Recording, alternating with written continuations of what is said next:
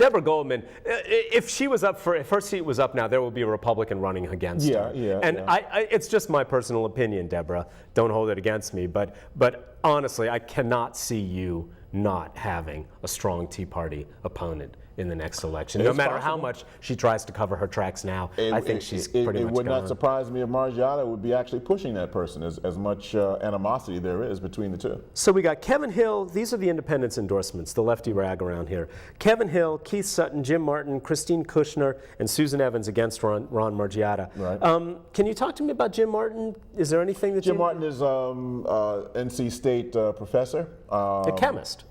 Right. A scientist. Right, an educator. On the school board. An educator. I like this idea, Carol. A scientist on the school board. An attractive candidate. He is running against Cynthia Matson, who used to head up something called Assignment by Choice about a number of years ago. The first organization to try to undo Wake County socioeconomic diversity policy. They failed at the time. Bill McNeil was our superintendent because Wake County Public Schools was doing so well that they really couldn't make the case for instituting neighborhood schools. However, because growth caught up with the school system, and then as a result, they found themselves paying more attention to dealing with where we're going to put all these kids that are moving in here by the barrelfuls every day, and took their eye off of academic achievement.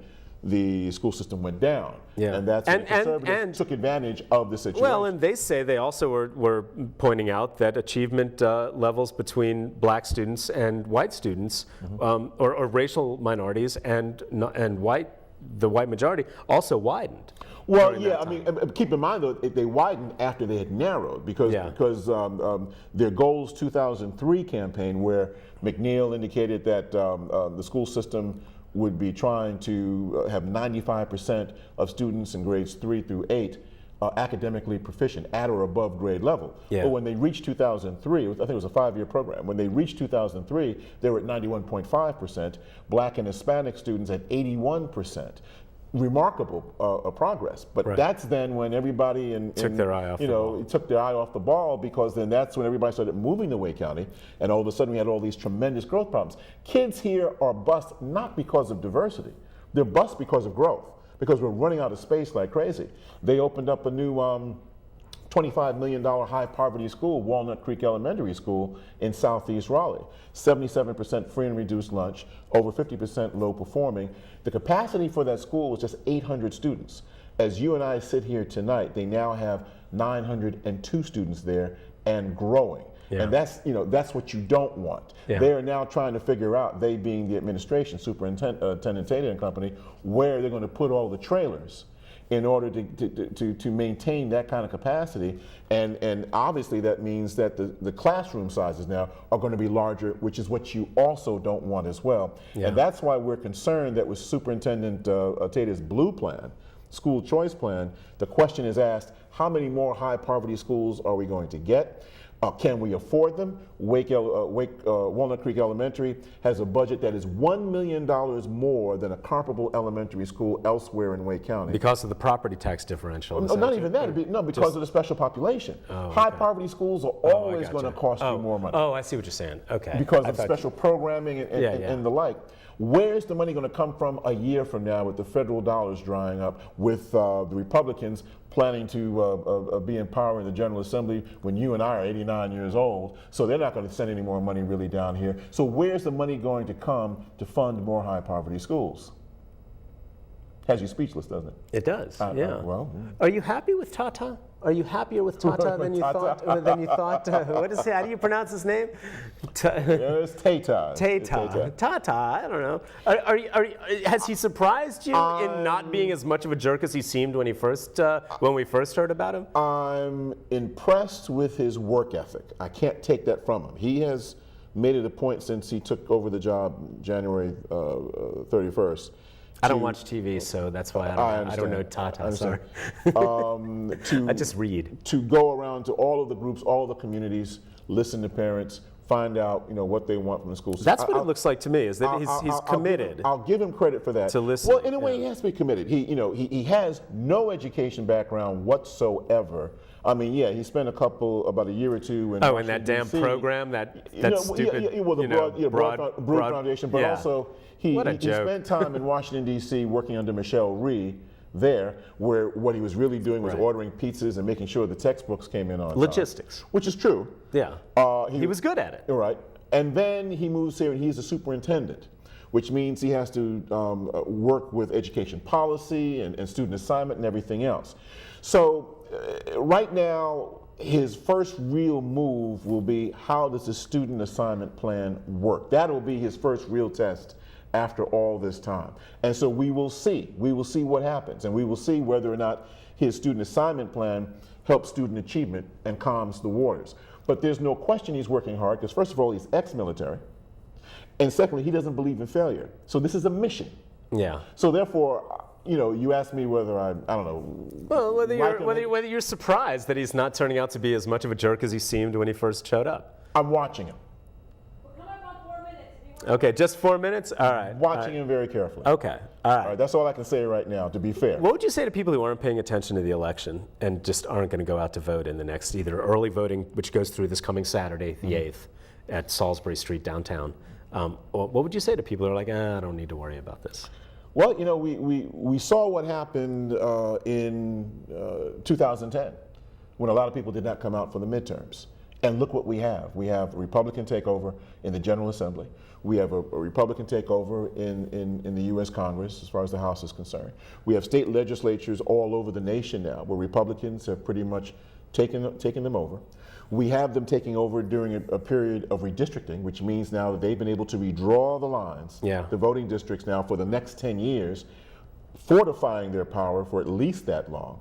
So we have people like Art Pope, conservative businessman, and Robert Lundy, conservative businessman, who are literally buying elections, for people. So look what we have, because folks didn't show up to vote. Beyond next Tuesday, October the 11th, we have the presidential elections coming up next year. I know people are upset with President Barack Obama, as well they should be. Oh, come on. He's got the Goldman Sachs administration. That was the biggest mistake he made. Timothy Geithner and Larry Summers are going to save us. What? But guess what? I'm supposed to get excited about this man now? Do you honestly want Rick Perry? No, he's the best option. Do you honestly want Mitt Romney? But you can't. Do you honestly want Herman Cain?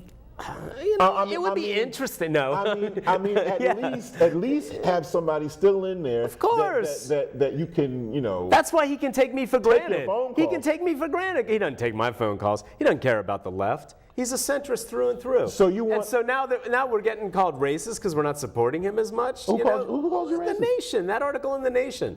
The Tulane professor who said, Clinton got support in 96, but the white liberals are not supporting Obama as much now because he sold us out on thing after thing after thing. Let me ask you a question. What president in history has not sold out? Well, that's the left? just it. I never drank the Kool-Aid, Carol. Okay. The Obama Kool-Aid was strong in 2008. Has not sold out the left? Yeah. Kennedy, Johnson. Yeah, they all do. Clinton? Yeah. But they all sell out the left. They all move toward the center because they realize that the country is pretty much center right, not center left. But you got to admit, it's really funny to now have Obama being Mr. Class Warrior for the middle class when he's been protecting the bankers. His housing loan program is a complete failure. They didn't care about helping poor people refinance their mortgages. Agreed. How am I supposed to get excited about this? I agree and understood. But this isn't about excitement. This is about survival. We, as a nation, we're in survival mode. Yeah, and we're in survival mode. And he's the only thing stopping a Rick Perry or a Mitt Romney. But he's almost as bad when it comes to the banking industry and the financial vultures who are sucking everybody, rich, poor, conservative, Republican. They are sucking us dry. Whoever said he was a liberal to begin with? Well, whoever said that? All my friends who voted for him in 2008. I never bought it. All right, we're talking to Cash Micheals, who is. We need to have you on more. I'm gonna. Would you mind coming on again sometime next few months? 2012. All right, 2012. Sounds good. Thank you for watching. What do we got, Carol? About a minute?